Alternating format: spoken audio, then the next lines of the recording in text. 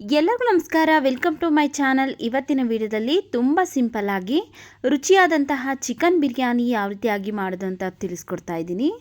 ನೋಡಿ, ಇಲ್ಲಿ ಒಂದು ಪಾತ್ರೆಗೆ ನಾನಿಲ್ಲಿ 2 ಗ್ಲಾಸ್ ಬಾಸುಮತಿ ಅಕ್ಕಿ ಹಾಕ್ಕೊಳ್ತಾ ಇದ್ದೀನಿ. ನಿಮ್ಮ ಹತ್ರ ಬಾಸುಮತಿ ಅಕ್ಕಿ ಇಲ್ಲ ಅಂದರೆ ನಾರ್ಮಲ್ ಆಗಿ ಊಟಕ್ಕೆ ಬಳಸುವಂತಹ ಸೋನಾ ಮಸೂರಿ ಅಕ್ಕಿಯಲ್ಲೇ ಮಾಡ್ಕೊಳ್ಬೋದು. ನೋಡಿ, ಹಾಗೆಯೇ 1 ಗ್ಲಾಸು ಜೀರಾ ರೈಸ್ ಹಾಕ್ಕೊಳ್ತಾ ಇದ್ದೀನಿ. ಜೀರಾ ರೈಸ್ ಹಾಕೋದ್ರಿಂದ ಟೇಸ್ಟು ಅದರ ಫ್ಲೇವರು ಸಹ ತುಂಬ ಚೆನ್ನಾಗಿರುತ್ತೆ ಅಂತ ನಾನಿಲ್ಲಿ ಜೀರಾ ರೈಸ್ ಹಾಗೆಯೇ ಬಾಸುಮತಿ ಅಕ್ಕಿ ಹಾಕ್ಕೊಂಡಿದ್ದೀನಿ.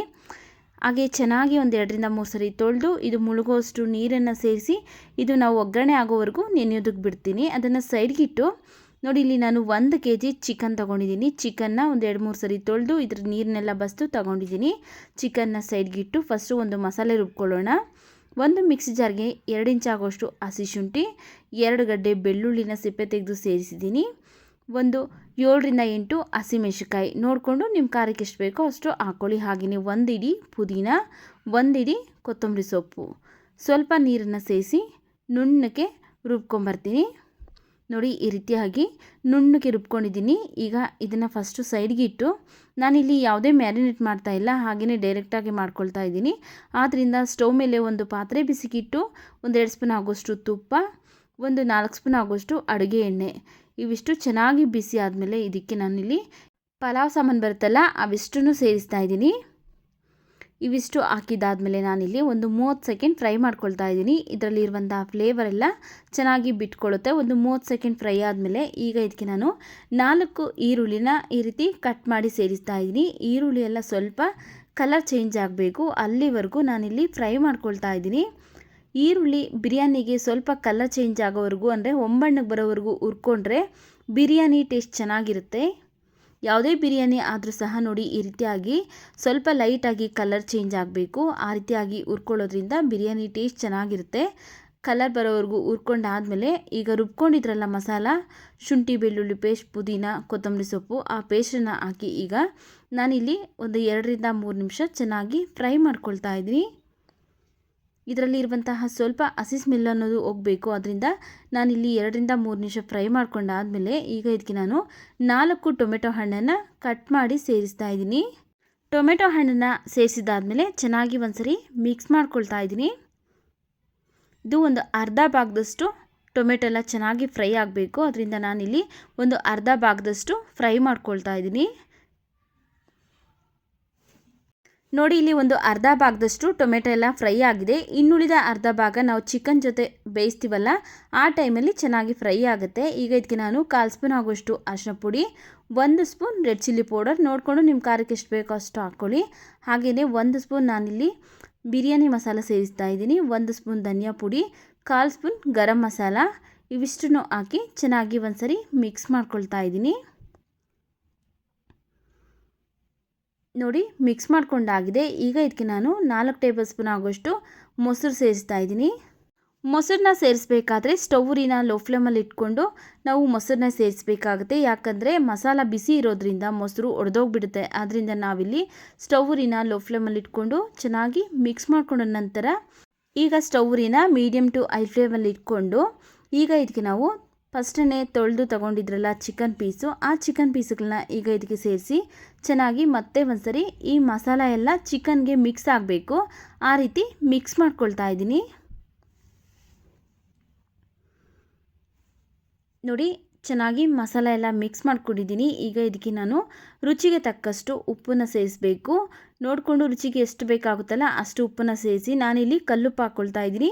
ಬೇಕಿದ್ದರೆ ನೀವು ಪುಡಿ ಉಪ್ಪನ್ನೇ ಸೇರಿಸ್ಕೊಳ್ಳಿ. ಉಪ್ಪನ್ನು ಸೇರಿಸಿ ಮತ್ತೆ ಒಂದ್ಸರಿ ಉಪ್ಪೆಲ್ಲ ಮಿಕ್ಸ್ ಆಗೋ ಥರ ಮಿಕ್ಸ್ ಮಾಡಿಕೊಂಡು ಇದ್ರ ಮೇಲೆ ಲಿಡ್ನ ಕ್ಲೋಸ್ ಮಾಡಿ ಒಂದು 5 ನಿಮಿಷ ಚೆನ್ನಾಗಿ ಕುದಿಯೋದಕ್ಕೆ ಬಿಡ್ತೀನಿ. ಸ್ವಲ್ಪ ಚಿಕನ್ ಎಲ್ಲ ಸ್ವಲ್ಪ ಸಾಫ್ಟ್ ಆಗಬೇಕು. ನೋಡಿ, ಇಲ್ಲಿ ಒಂದು 5 ನಿಮಿಷ ಆದಮೇಲೆ ಓಪನ್ ಮಾಡ್ತಾ ಇದ್ದೀನಿ. ಚಿಕನ್ ಎಲ್ಲ ಚೆನ್ನಾಗಿ ಕುದೀತಾ ಇದೆ. ಈ ಥರ ಚಿಕನ್ನ ಫಸ್ಟೇ ಒಂದು 5 ನಿಮಿಷ ಕುದಿಸ್ಬಿಟ್ಟು ಆನಂತರ ನಾವು ಅಕ್ಕಿ ಹಾಕ್ಕೊಳ್ಬೇಕಾಗುತ್ತೆ. ಯಾಕಂದರೆ ಇಲ್ಲಿ ಅಕ್ಕಿನ ನಾವು ಆಲ್ರೆಡಿ ಫಸ್ಟೇ ನೆನೆಸಿರೋದ್ರಿಂದ ಅಕ್ಕಿ ಬೇಗ ಬೆಂದ್ಬಿಡುತ್ತೆ. ಚಿಕನ್ ಹಾಗೆಯೇ ಗಟ್ಟಿ ಆಗಿರುತ್ತೆ. ಅದರಿಂದ 5 ನಿಮಿಷ ಮುಂಚೆನೇ ಬೇಯಿಸೋದ್ರಿಂದ ಚಿಕನ್ನು ಹಾಗೆ ಅಕ್ಕಿ ಎಲ್ಲ ಪರ್ಫೆಕ್ಟಾಗಿ ಬೇಯುತ್ತೆ. ಹಾಗೆಯೇ ಇಲ್ಲಿ ನಾನು 5 ಗ್ಲಾಸ್ ನೀರನ್ನು ಸೇರಿಸ್ತಾ ಇದ್ದೀನಿ. ಯಾವ ಗ್ಲಾಸಲ್ಲಿ ಅಕ್ಕಿ ತೊಗೊಂಡಿದ್ರಲ್ಲ ಆ ಗ್ಲಾಸಲ್ಲಿ 5 ಗ್ಲಾಸ್ ಅಂದರೆ 2 ಗ್ಲಾಸ್ ಬಾಸುಮತಿ ಅಕ್ಕಿಗೆ 3 ಗ್ಲಾಸ್ ನೀರು. 1 ಗ್ಲಾಸ್ ಜೀರಾ ರೈಸ್ಗೆ 2 ಗ್ಲಾಸ್ ನೀರು. ನಾನಿಲ್ಲಿ ಟೋಟಲ್ ಆಗಿ 5 ಗ್ಲಾಸ್ ನೀರನ್ನು ಸೇರಿಸ್ಕೊಳ್ತಾ ಇದ್ದೀನಿ. ನೀರನ್ನು ಸೇರಿಸಿದಾದ್ಮೇಲೆ ಮತ್ತೆ ಒಂದ್ಸರಿ ಚೆನ್ನಾಗಿ ಮಿಕ್ಸ್ ಮಾಡ್ಕೊಳ್ತಾ ಇದ್ದೀನಿ. ನಾನಿಲ್ಲಿ ಫಸ್ಟೇ ನೀರನ್ನು ಸೇರಿಸಿ ಕುದಿಯೋ ಟೈಮಲ್ಲಿ ಅಕ್ಕಿನ ಸೇರಿಸ್ಕೊಳ್ತೀನಿ. ನೀವು ಕುಕ್ಕರಲ್ಲಿ ಮಾಡೋರು ಇದ್ರೂ ಅಷ್ಟೇ ನೀರು ಕುದಿಯೋ ಟೈಮಲ್ಲಿ ಅಕ್ಕಿನ ಸೇರಿಸ್ಕೊಳ್ಳಿ. ಆಗ ಅನ್ನ ಅನ್ನೋದು ಪರ್ಫೆಕ್ಟಾಗಿ ಆಗುತ್ತೆ, ಮುದ್ದೆ ಮುದ್ದೆ ಆಗೋದಿಲ್ಲ. ನಾವು ಈಗ ನೀರು ಹಾಕಿದ್ದೀವಲ್ಲ, ಅದಕ್ಕೆ ನೋಡಿಕೊಂಡು ರುಚಿಗೆ ಎಷ್ಟು ಬೇಕೋ ಅಷ್ಟು ಉಪ್ಪನ್ನು ಸೇರಿಸ್ಕೊಳ್ಳಿ. ಯಾಕಂದರೆ ನಾವು ಫಸ್ಟೇ ಚಿಕನ್ ಬೇಯಬೇಕಾದ್ರೇ ಉಪ್ಪನ್ನು ಸೇರಿಸಿದ್ವಿ. ಟೇಸ್ಟ್ ನೋಡಿಕೊಂಡು ಬೇಕು ಅನಿಸಿದ್ರೆ ಉಪ್ಪನ್ನು ಸೇರಿಸ್ಕೊಳ್ಬೇಕು. ಉಪ್ಪು ಹಾಕಿ ಮಿಕ್ಸ್ ಮಾಡಿ ಚೆನ್ನಾಗಿ ಕುದೀತಾ ಇದೆ ನೋಡಿ. ಈ ಟೈಮಲ್ಲಿ ನಾವು ಮತ್ತೆ ಒಂದ್ಸರಿ ಮಿಕ್ಸ್ ಮಾಡಿಕೊಂಡು ಫಸ್ಟೇ ಅಕ್ಕಿನ ನೆನೆಸಿ ತೊಗೊಂಡಿದ್ನಲ್ಲ, ಆ ಅಕ್ಕಿನ ಈಗ ಇದಕ್ಕೆ ಹಾಕ್ಕೊಳ್ತಾ ಇದ್ದೀನಿ. ಅಕ್ಕಿನ ನೆನೆಸ್ತೇನೆ ಡೈರೆಕ್ಟಾಗಿ ನಾವು ಬಿರಿಯಾನಿ ಮಾಡ್ತೀವಿ ಅನ್ನೋರು ಇಲ್ಲಿ 2 ಗ್ಲಾಸ್ ಬಾಸುಮತಿ ಅಕ್ಕಿಗೆ 3 ಗ್ಲಾಸ್ ನೀರನ್ನು ಸೇರಿಸಿದ್ದೀನಿ ನಾನಿಲ್ಲಿ. ನೀವು 3.5 ಗ್ಲಾಸ್ ನೀರನ್ನು ಸೇರಿಸಬೇಕಾಗತ್ತೆ. ಆಗ ಬಿರಿಯಾನಿ ಉದ್ರುದ್ರಾಗಿ ಪರ್ಫೆಕ್ಟಾಗಿ ಬರುತ್ತೆ. ನೋಡಿ, ಇಲ್ಲಿ ಅಕ್ಕಿ ಹಾಕಿದ ತಕ್ಷಣ ಜೋರಾಗಿ ತಿರುಗಿಸ್ಬಾರ್ದು. ನಾವು ಬಾಸುಮತಿ ಅಕ್ಕಿನ ನೆನೆಸಿರೋದ್ರಿಂದ ಪುಡಿ ಪುಡಿ ಆಗಿಬಿಡುತ್ತೆ ಜೋರಾಗಿ ಮಿಕ್ಸ್ ಮಾಡಿದೆ. ಆದ್ದರಿಂದ ನಿಧಾನವಾಗಿ ಮಿಕ್ಸ್ ಮಾಡಿ ಒಂದು 4ರಿಂದ 5 ನಿಮಿಷ ಮುಚ್ಚಿ ಬೇಯಿಸ್ತಾ ಇದ್ದೀನಿ. ನೋಡಿ, ಇಲ್ಲಿ ಚೆನ್ನಾಗಿ ಕುದೀತಾ ಇದೆ.